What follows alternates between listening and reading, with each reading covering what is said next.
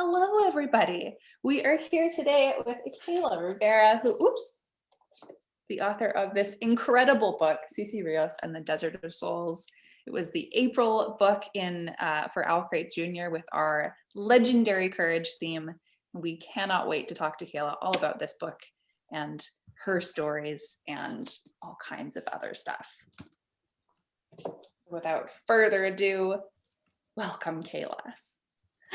Hi, thank you so much for having me. You have no idea how excited I was when I found out Cece was going to be in the OwlCrate box. Like the year before, I'd been like, oh, you know how cool it would be if Cece got an OwlCrate Jr. box. That would be real living. And then like a couple months later, I found out, I was like, I summoned it into reality. Yeah. That's so neat. You like manifested it. That's great. Yeah. So as I was just saying, we are going to try and keep the first half of this at least spoiler free, but we always love to start with the author giving us a sort of overview of the story in their own words. So take it away. Fantastic. Okay, so Cece Rios is about Cece Rios. And it's about her journey to rescue her sister from El Sombreron. So the story starts initially with a little flashback of Cece at 7 years old, making friends with a criatura. Now, criaturas are these scary desert spirits, or these legendary creatures. They're either animal criaturas like Coyote and some of the other characters, or they're like the scary dark criaturas like El Sombreron, who steals brides from their families and takes him to his home in Devil's Alley, the criatura's world.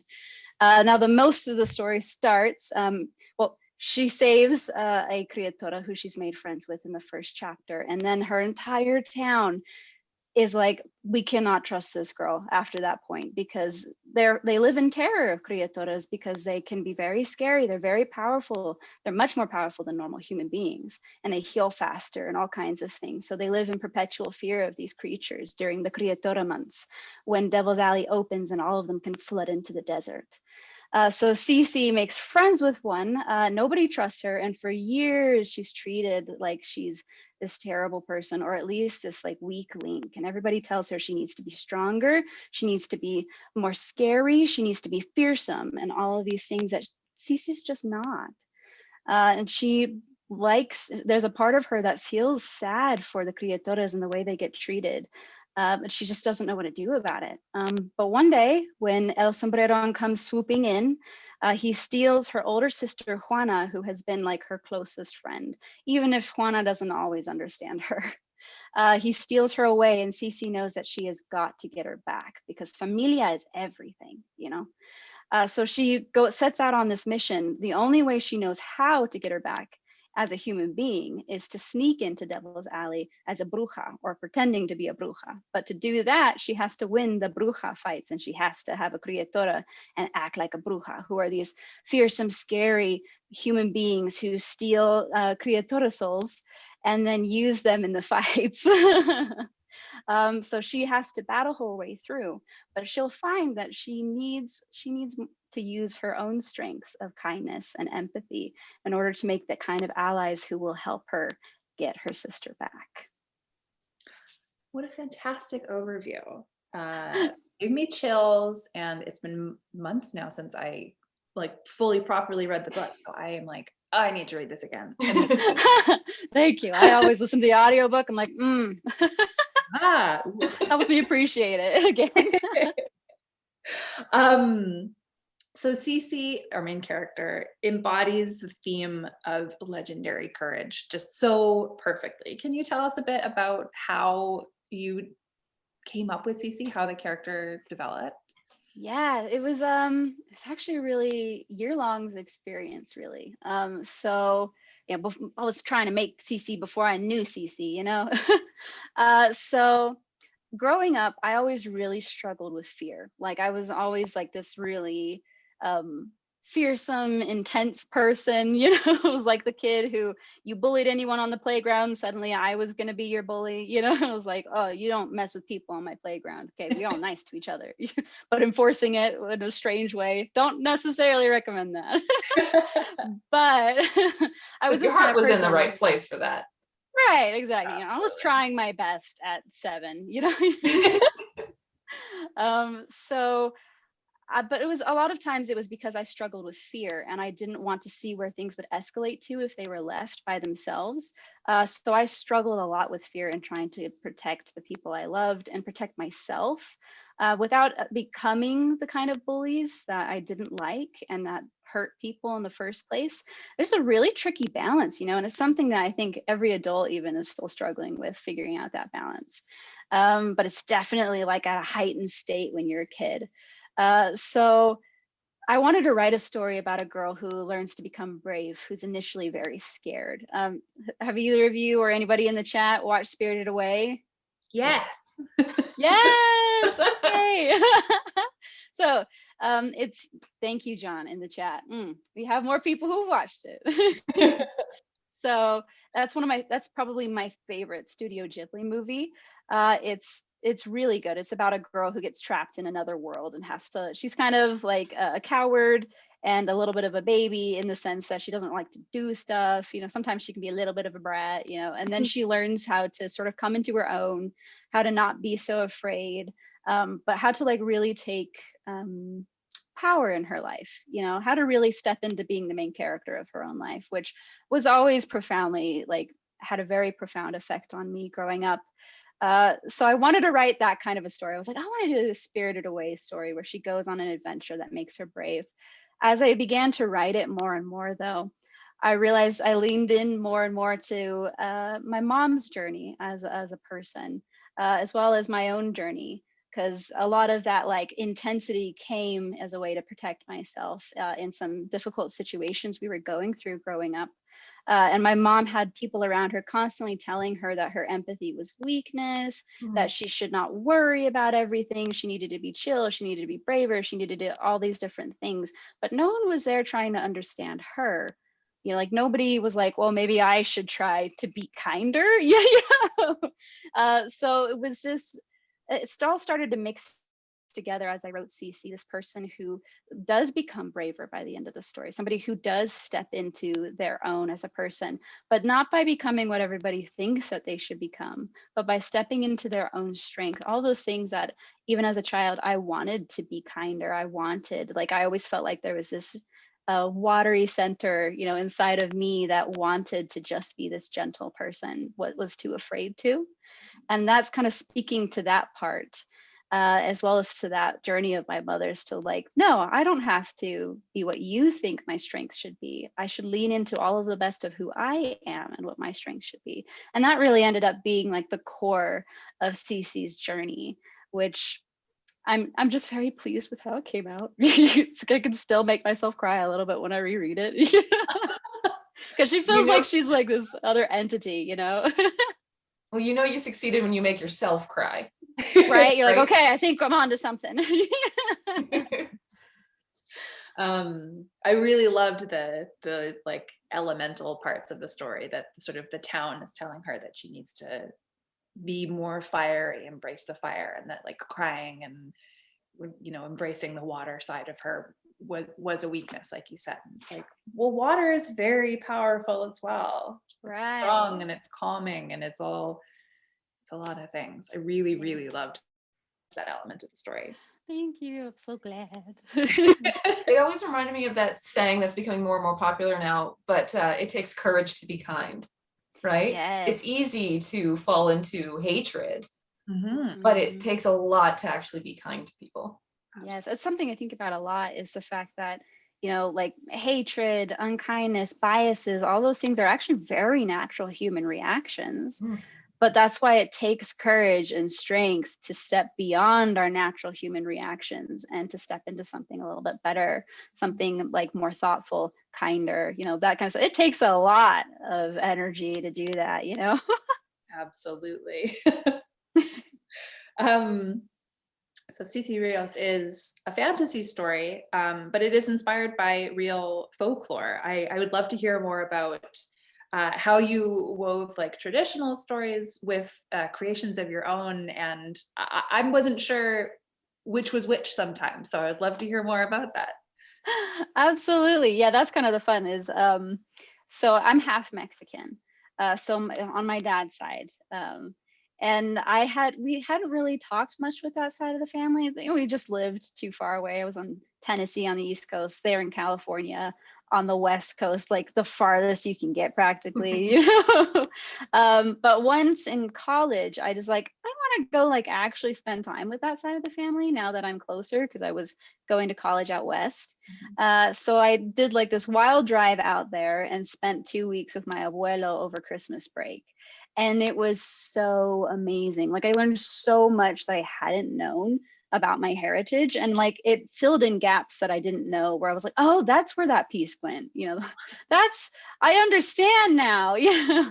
And he told me all kinds of stories about growing up in northern Mexico, and Cece's setting is based on the 1930s northern Mexico setting, although it is fantasy. It is a different world, I promise. But the fact there's no guns in the story, there was definitely, that was like Mexican Revolution time. So Oh yeah, it would be. yeah. But the folklore, he told me a lot about La Llorona. So La Llorona, like you ask any Mexican American, they know La Llorona and El Cucoy. Like those are like the two at the very least, just about everybody knows. La Chupacabra, definitely Mexican American as well, except in the book, I made it La Chupacabra, but it's El Chupacabra. Like, I just wanted her to be female. So I was like, I'm gonna make her female. You can't stop me. It's my book. It's my world. Exactly. I was like, this isn't the El Chupacabra, it's different. They go to a different school, You don't know her. You don't know her. Yeah. Exactly. But the different stories, they come across from all kinds of different places across Mesoamerica. Some of them go down to like Guatemala and Venezuela. And that's because I was looking up more and more Latino legends in general, because I was like, these are awesome and like epic and scary, and I want to read everything, So I went down and like explored a lot of those. So Tzitzimil, you would actually say her name Tzitzimit, which is Nahuatl, which is the language of the Aztecs and Mayans. That is a really old story. That's an ancient Aztec legend about the Tzitzimime, which is the plural. And they were like these half goddess, half kind of demon creatures who they were like servants of the moon, and they were supposed to be like, they lived amongst the stars and they were servants of the moon. And they protected women and children and pregnant women. That was like their thing, when they were being positive, and when they were being negative, it was their job to descend during an eclipse and make a war. Like do a war on mankind and the sun, and like it was so spooky. I was like, that's so cool. And also, what, they have these two huge different sides. So I was so super interested in exploring that, and like why, how did that exist in the same creature, and why, which is, you'll see a little bit more of that in Tzitzimitzal in the book. And that's why there's a little note in the book when she says that when the sun blots out the moon, I am called to be the devourer. That's talking about when she comes down during an eclipse in order to fight humanity. So there's like little allusions that if you know the folklore, you'll be like, oh, I know what that means. But if you don't know, you'll be fine. You won't be lost, I promise. I made to be really careful with that, because I didn't know all these stories before I wrote the book. So I wanted it to be welcoming to everybody. Nice. El Sombreron, here's a fun fact about El Sombreron. So he's supposed to be kind of like this goblin creature actually, and he's obsessed with braiding hair. So like if you ever come out and find like your horse's tail is braided, it's because El Sombreron was there, or girls who their hair is braided in the night or things like that, which is why there's allusions to braids in the story as well. And he was actually supposed to be like this little goblin. Yeah, I know. You're like, whoa. Don't touch my hair while I'm thinking, Yeah. But he was like this really short goblin. Like he was supposed to be really short. And I made him very tall. I think he's 8 foot in the book. Yeah. And that's because I just thought that was scarier. He's almost like a mix between very scary and very comical in folklore, because again, he's like this really short goblin, but he steals your daughters in the middle of the night using his guitar siren song. And I was like, it's so scary, like that's so actually way it needs to be in my book. Yeah, exactly. There's so many stories. That's exactly like my criteria. I'm like, that's scary, I want it. but I want to approach it in a way that's not terrifying. Just like, oh, that's spooky. So yeah, there's plenty of that. There's also little things. This one isn't a folklore one, but it kind of is actually. It's probably the sneakiest one in the story. But Grimmer Mother has these black moth tattoos on the backs of her hand. And when she introduces herself, I don't even remember how to say the full name, Escalafa Odorata, I think it is. I think that's it. I might be wrong. I copy and pasted that one a lot. But when she introduces herself, that's the name she introduces herself with. And it's actually the name of the real life moth that's tattooed on the back of her hands. And it's the name of the black witch moth, which it's actually native to like Mexico, Central America, and parts of North America as well. I think it goes all the way down to Argentina as well. But it's called the black witch moth because it's almost as big as a bat. It's huge and you can hear it at night. And so people think it's like an omen of death and misfortune. So I wanted that to be on the back of her hands because I was like, that's the most Grimmer Mother thing. Yeah. Is that the moth that's on the cover? Yes, actually. The black witch moth. Oh. Yeah, they're actually much bigger than that than they are on the thing, but which is horrifying, but also I love the idea and that imagery of it. Yes, yeah. It was so fun seeing the moths like on all the different pages. I was like, it's my Easter egg everywhere. Is that something that you told the publishers about, or did they just sort of take that imagery, run with it, and you were like, ooh, perfect? That's actually funny because we were looking for more ways to make the book a little bit more fantastical, because originally I was like, because of the jacket she wears and stuff, they could think it was contemporary, although Desert of Souls helps, but we were looking for different ways, which we made El Sombreron spookier. The soul stone is glowing. And then I was like, I don't know, maybe like the moths from Grimmer Mother, maybe, or something. And then there was everywhere. They really ran with that one. It was great. I liked it a lot. Thank you. It's always so fun because a lot of the time when I'm reading the books before they actually are in the book, I'm just reading like a manuscript, and then the actual book shows up and there's so many more details. So it was so wonderful to see all the illustrations throughout it, the chapter headers and everything. It's so nice to see all those finishing touches in there. And yes, it's a real book. Oh, it definitely made me want to go to the desert. I think that would be the next place I go when I can. Oh. Fantastic. Yeah. All my goals achieved. So Cece and the reader meet many different creatura throughout the book. Is there one in particular that you would like to meet? I think is it safe to assume that the one you would not want to meet is El Sombreron? Absolutely. I'm like, no, please. Well, I don't want to be here. Who would you want on your side that you'd want to meet? I mean, obviously all of the main characters, I love them all so much.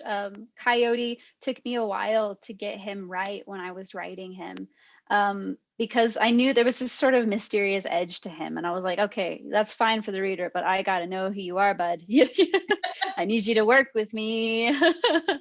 And the more and more I wrote him, the more I started to be like, oh no, I know what's at the root of all of this. And once I know that about a character, I understand them and can write them fully. So after a few revisions, really got him, and that makes me love him all the more, just because he was harder to write initially.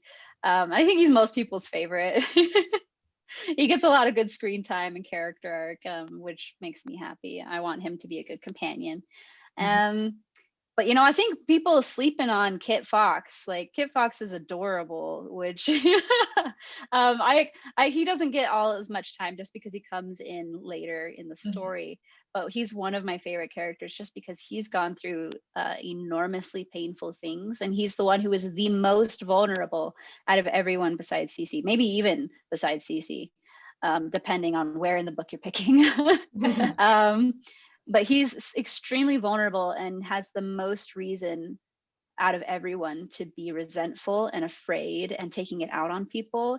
And he doesn't. He wants to be loved and wants to love more than he wants to be angry or afraid. And that courage, honestly, I'm like, a beautiful child. Yeah.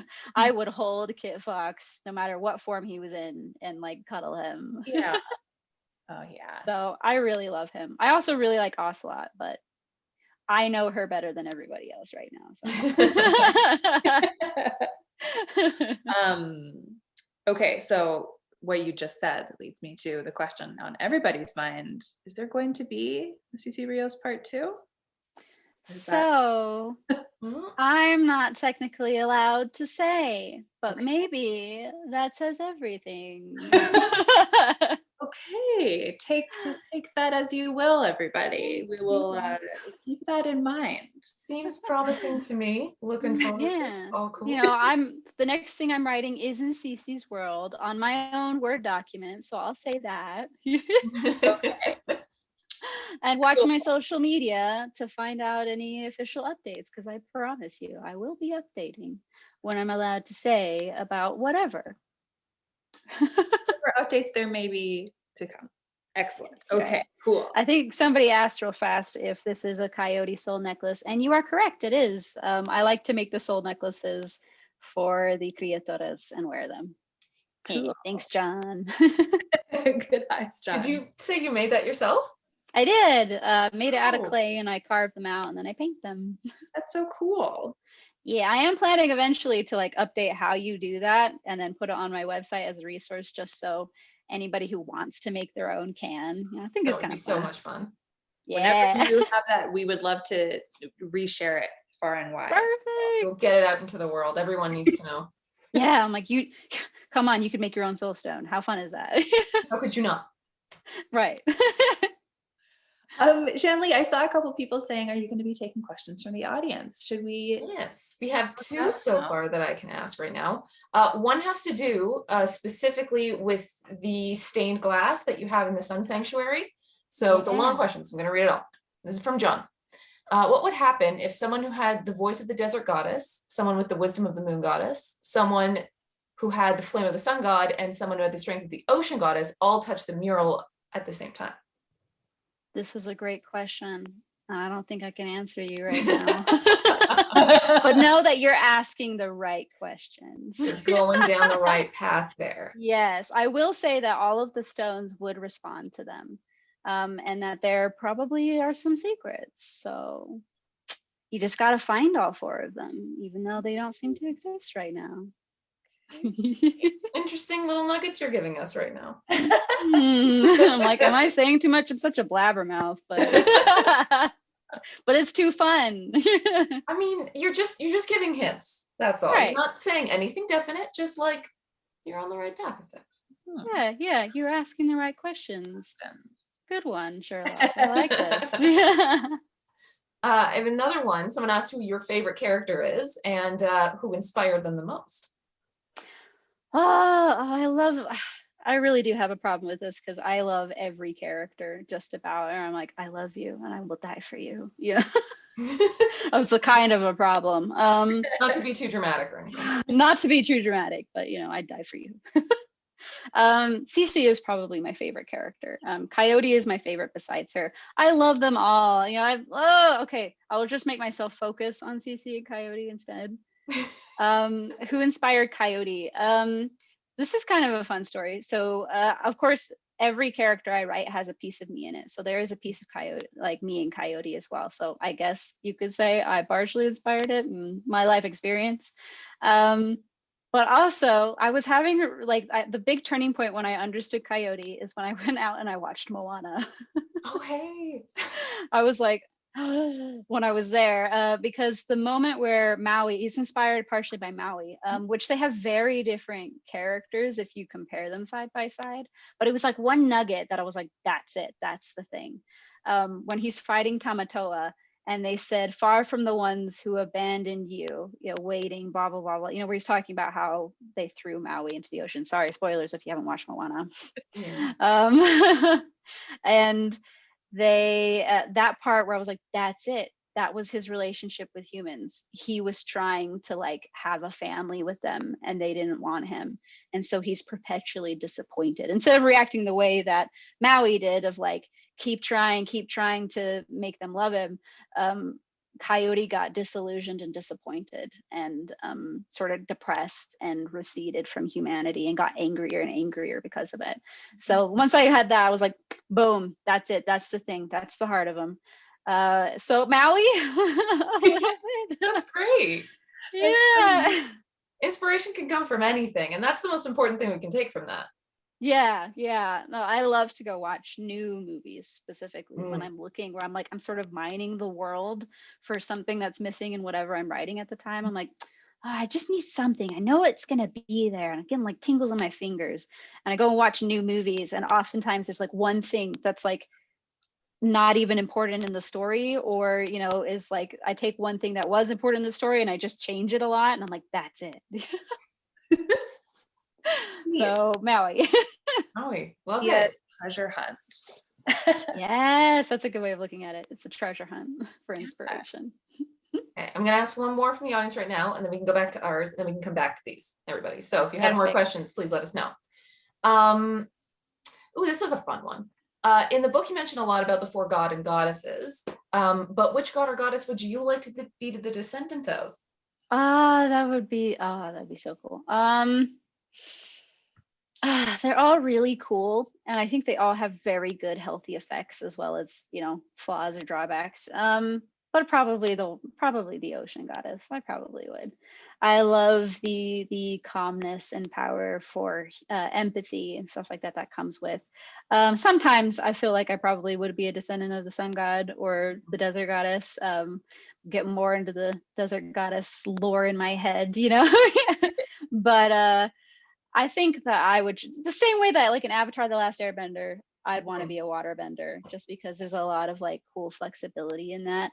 But I think in Cece's world, the ocean goddess has just this immensity for emotional depth and comfort and healing that I'm like, I want that. Yes, please. I sign up for that. Please bless me now.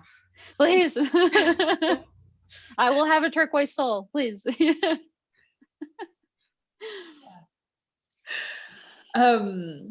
Those are great questions. Keep them coming, people in the audience. We love to hear your questions because this is fun. Things that we don't a lot of the time.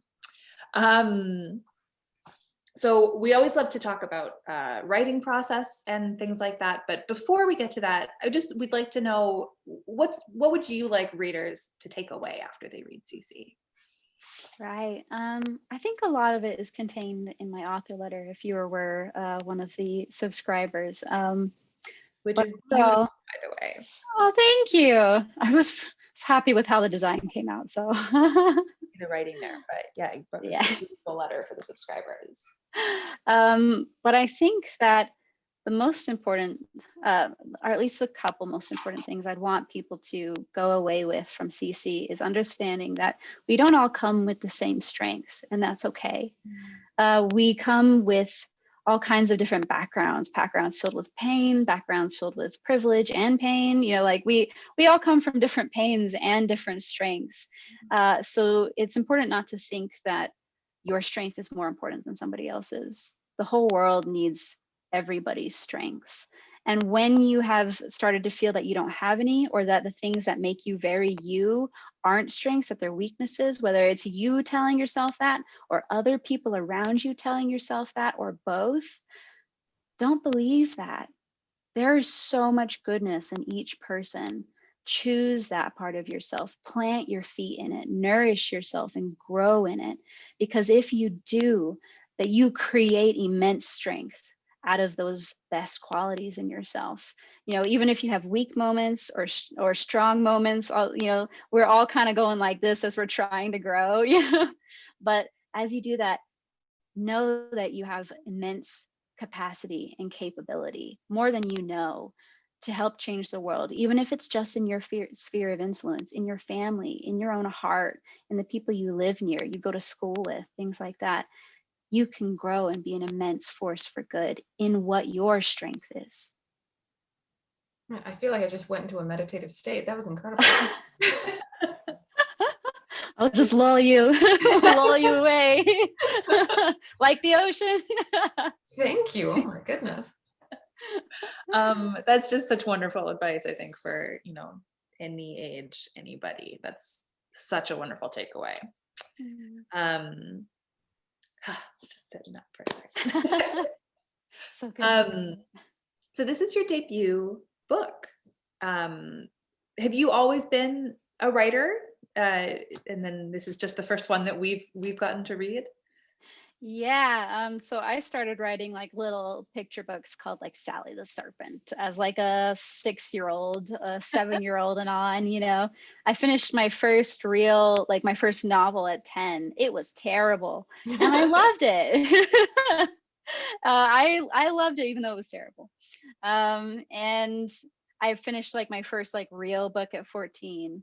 And then I was like, I really want to do this. I want to be a published author. And so I kept writing from there on. I think I finished, if you total all of the novels, about 10. Cece might be the 10th or 11th. I'm not sure anymore. You just kind of losing count. But I've written a lot. And some of that's because I didn't go back and revise my books. I was just like, all right, they're done. What's next one? But a lot of it was also just because I had this voracious need to express myself and explore ideas, which is where all of my writing comes from, where I'm like, I want to understand this thing more. So I'm going to write a book and explore it through somebody else's experience, which ends up being very helpful for me, actually. It's a very nice mental health thing for me, where I'm like, yeah, I'm exploring all my feelings and thoughts on this subject matter. And it's great, even just for me. So yeah, I've written quite a bit. Neat. What advice would you give to somebody who maybe also wants to be a writer, but is not, confident enough to be actually telling their stories, or doesn't know how to start, or whatever? What would you advise? I'd say don't be so afraid to fail. That's a really important lesson, I think, in life, but also particularly as a writer, because like I said, my first book was terrible and I loved it, and that's okay. I still love it. I'm like, Shinar of Boxitron, I'm like, I remember y'all still, and the stage it was for me in my life. But you don't have to like rank yourself like, oh, if I can't be published by the time I'm out of high school, or I can't be published by this point or this point, or if I don't get published, my writing is meaningless. That's not true, because if nothing else, it's helping you. And when you're first writing, that's okay to write for you, because I tell you, when I write any book, I write it first for me, and then eventually I revise it so that other people can understand too, whatever I'm trying to say. Writing every day, I think you'll hear that from a lot of authors, but writing every day, I don't think it has to be every day personally, but write a lot, even if you're like, this is crap, my first chapter needs to be way better before I can move on to chapter 2. No, it doesn't. It does not. You do not have to be perfect before you can do things, because guess what? Nobody is. You don't know a thing until you know a thing, to quote Anne of Green Gables. You have to be willing to be messy and to mess up and not understand what you're doing and get a little lost before you can really understand things. Like my local Walmart, I got lost in it when I first moved here. And now I knew that was the process of me getting to know a new store, because I will just wander around lost for like 3 hours in a new Walmart before I'm like, okay, well, now I know the entire Walmart, because I had to wander around the entire thing to get out. That's so funny. I have a terrible sense of direction. But that's the same in stories. It's the same when you're cultivating any talent. You have to learn every way not to do something to learn how to do something. And then once you're there, you realize you have to learn all the different ways things can be done before you decide the way you want to do something. Because, Cece was like the third book, I think, when I was finally, that I felt like I was writing like me. There was 2 other books before it that I was like, I'm writing like me now. I know enough about writing in general to write well, but I don't know enough to write like me. And that's an experience and a journey. And you only get it by by moving forward, keeping doing it, keeping practicing, keeping failing, and moving on and improving and being like, hey, I'm better than I was. I'm saying what I want to say better than I was. I think if I could leave one quote with anybody about discovering your voice once you're at that point, it would probably be Marcus Zusak, who told the story about how he wanted to write so much like himself, not better, not worse than anybody, not comparing it like that, but writing so much like himself that no one could doubt it was him when they picked it up, which is true. Because if you erased his name off of any book and I picked it up, I'd know it was Marcus Zusak. I'm like, this is Marcus Zusak's writing. You can tell from the moment. The same way that when you hear your parents talk or somebody you love talk, you're like, that's the way they talk. And if they start acting differently, you're like, what are you doing? Yeah. This isn't the way you usually act, the same way in writing. And again, you get there by lots of practice, lots of failure, and lots of getting to know yourself and what it is you really want to say. Be patient overall, I guess, is encapsulate all of that. Be patient with yourself and be persistent. Patience and persistence. Such good advice. That's great. Talking back to like little me, who was very impatient. I was like, it'll happen. Don't worry. Don't stress out. Me at 4 a.m, but I have to. Shanleigh, it looks like we've got some more Q&A coming in. Let's see. Yeah. So I will say that we're getting a couple questions about like later on in the story. So I think this is a good place to say like the spoiler-free portion of this chat is done. Yes. Anything beyond here, there will be monsters. So there be criaturas. There be criaturas. Exactly. So you've been warned. So Lily has asked, why did nobody else notice the message that the statue had, that every god and goddess made the world together? This is a great question. And mostly it's because of cultural creation. So I think that there were people who knew what it was, like Domingo del Sol. People who secretly knew and kept it in their hearts. But the longer time went by and less people talked about it, the easier it was to forget. And especially when those people died or those people didn't pass it on, it just got forgotten. And you'll notice things like that happen in real life too. Like we're like, wait a second, the Aztecs had like a whole writing system? What? No one ever knew this. And I'm like, we knew this once. We just rediscovered it. I fully believe that in like most cultures, most truth will resurface eventually, even once it gets forgotten. But yeah, there's a whole process culturally of things forgetting things. Like when people who, after the curanderas failed to protect Tierra del Sol, I think it was a bitter and hurt and scared people who were like, well, obviously everything they stood for was wrong because they didn't win this giant battle where they were super outnumbered. And so they decided to do away with any of that to protect themselves in the future and sort of culturally reinforce that we don't talk about this until it was basically on like its last few people who knew the truth, So that's a really insightful question though. I like that. That was good. Thank you, Lily. Yeah, Lily. We have another one from John here that says that, actually leading from a quote, it won't be easy, Cece. He's the second most powerful dark creature in existence. So he wants to know, who is the most powerful? El Cucoy. El Cucoy. El Cucoy is the most powerful. That's why he is the king of Devil's Alley. And I think he's very scary. I think anybody who grew up with the actual folklore of El Cucoy kind of knows, because it's like he's like the most pervasive scary thing besides La Llorona, that parents are like, you better go to bed or else El Cucoy is going to come and steal you. And it's like a real fear that like even when you get older you're like, El Cucoy.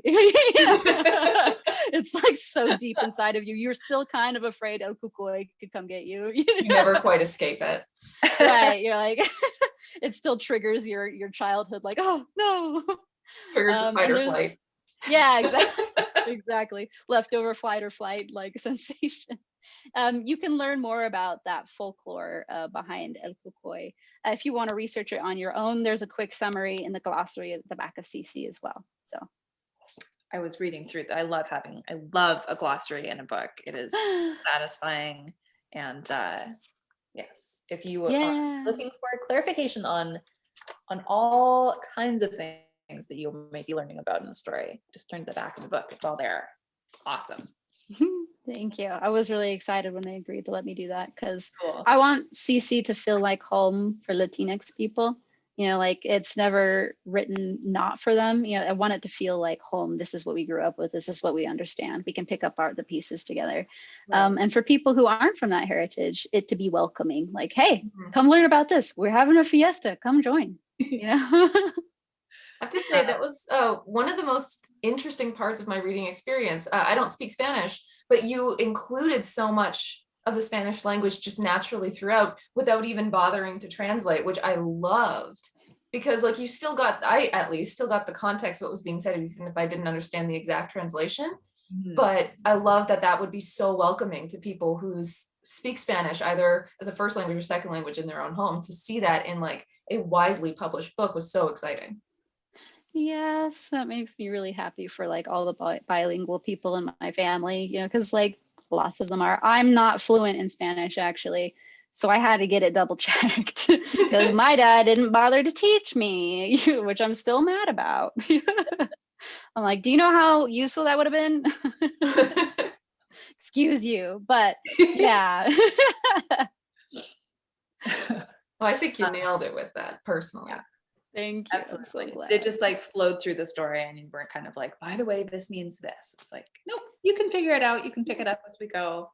Yeah, well, I mean, like that's how I learned a bunch of words in English that I didn't know. Like when I first read colonel, I thought it was colonel, so I was like saying it as colonel, but I got what it meant from yeah. context. You know, and my mom was like, "What is that word you're saying?" I'm like, "Colonel." And she's like, "It's colonel." And I was like, "Oh, Why would it it be felt like that. Yeah. Why is it colonel?" English has and always will be just a garbage language that we all just sort of accept. Yeah. We're like, it's just the way. Just it's magical realism as a language. That is the best way I've ever heard English being described. I always just say garbage language, but I'm just going to say magic realism. You just accept it and we keep going. Just accept it, move on, it's fine. We have 15 minutes left. This has just flown by so far. Let's ask a couple more questions if we have some that need to be asked. Yeah, this is from an anonymous attendee, but they're asking, do you ever get embarrassed or cringe at the old stories you write? I like writing, but I don't share my writing because I always cringe when I read them. Okay, I will say that's completely normal. I understand. I definitely do. Like there are ones like Shinar Boxtrin. I'm like, oh, but I like go back and read it. I'm like, oh, I'm like squinting to read it. Yeah, I'm like, ugh. It's hard not catch to. me reading this. Yeah, because you grow so much. I mean, it's the same way like when you look back, like when you're an adult and you look back at yourself at like 8 and like the things that you said to people and you're like,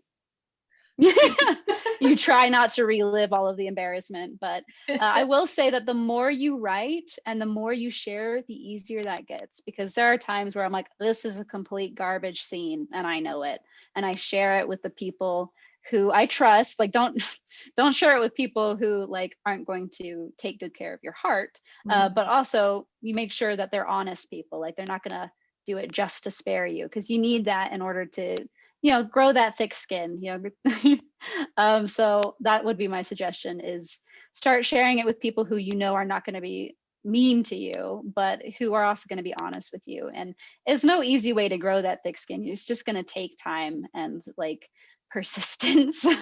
But it will get easier, I promise, because 1, you'll get better as a writer, and 2, you'll also get so used to receiving feedback and implementing it that it won't even feel personal anymore. Like when I give a garbage scene to my friends and they're like, this is kind of garbage. I'm like, yeah, because I already know.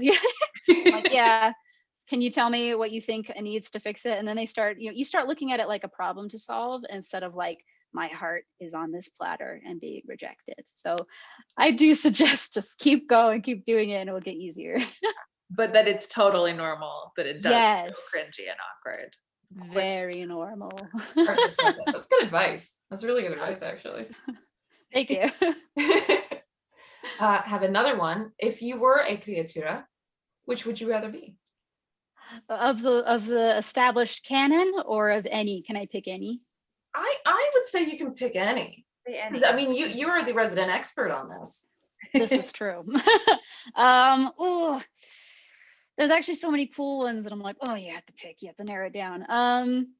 If I was gonna be an animal, I'd probably want to be jaguar, which is so cool. I might amend that statement later, but jaguar is really cool. Or gray wolf. That I just love those. Or a whale. No, I take it back. That's what I'd want to be. I want to be a whale. Humpback whale, criatura, if I was an animal criatura. And la lechuza, if I was gonna be a dark criatura. La lechuza. So, like the owl witch. Because that's just cool. Okay. Great pick. Great question.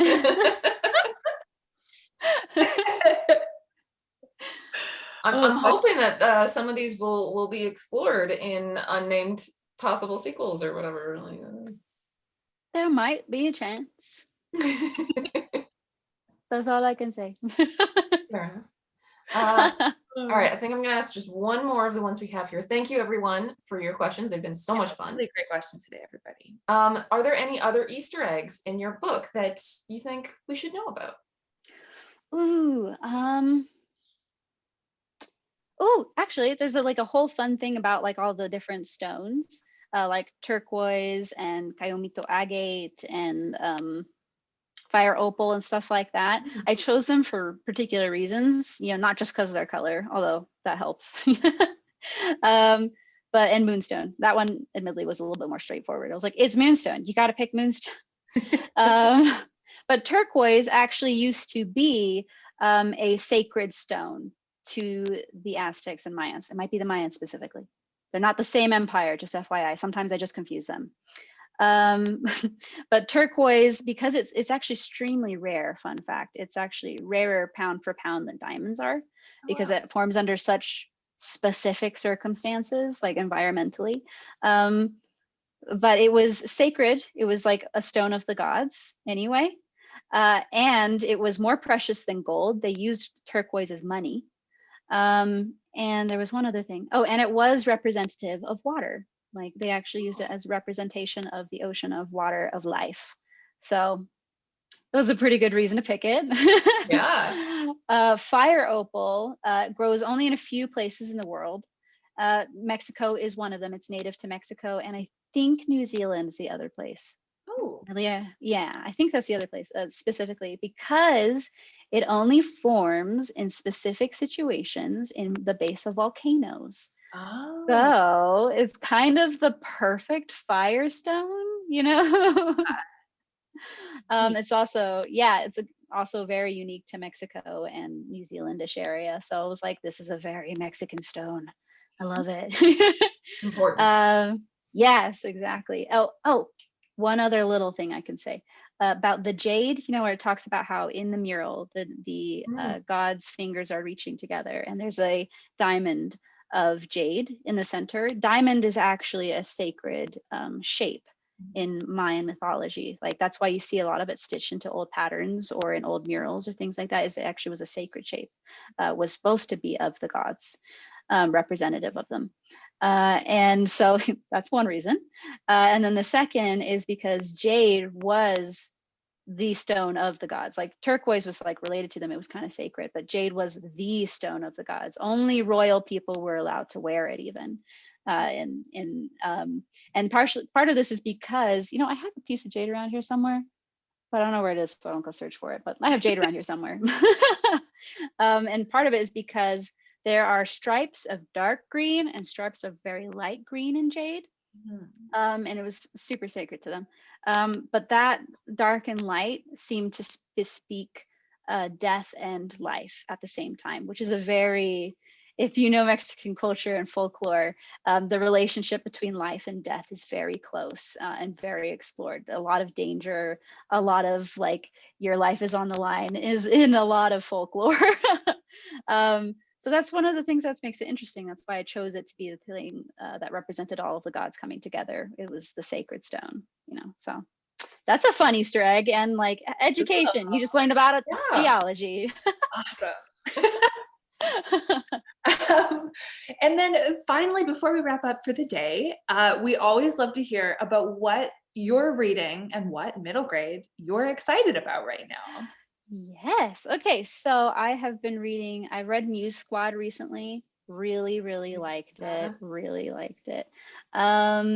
There's also The Last Shadow Warrior that's just recently come out. And there is Mission Multiverse that just came out recently. And that's a sci-fi, which I don't read a lot of sci-fi, but that's like next on my sci-fi list. Ooh, I don't think I've heard of that one. Okay.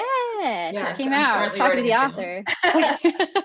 That's I'm a huge sucker for like a bunch of people come together as like a team to get stuff done, as you might be able to tell in CC. And it's got that when they're like bandmates who have to save the universe. And I was like, band, Love that.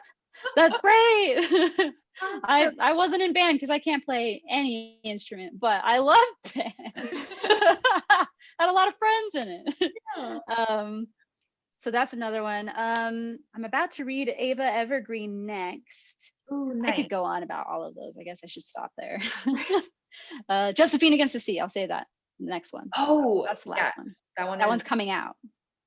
Yeah, I feel like that one's coming out in June, maybe. I can't think remember, it's July. but I think it's July, but it might be June. You I might be don't- getting it sooner than I think. I think you are right. It's July. Okay. Cool, good picks. So Thank you. is looking for something to read after Cece. Those are straight from the author's mouth, what you should go check out next. Oh my goodness, Kaela, this was such a wonderful way to end a Friday. It was such a treat to talk to you. Thank you for taking the time to meet with us today. Thank you so much for having me here. I really love the OwlCrate community, and it's been a dream to have Cece be part of the box. So, I mean, like a huge dream to have it part of the box. And it was so fun talking to everybody and like people who read it. That's so cool. So thank you. Well, have a wonderful weekend, everybody. And Kaela, do keep us up to date on any announcements that you may have in the future. Please. Yeah, if I do, I'll tell you. All right. Bye, everybody. Have a great weekend. We'll see you next Adios. time. Thank you. Bye.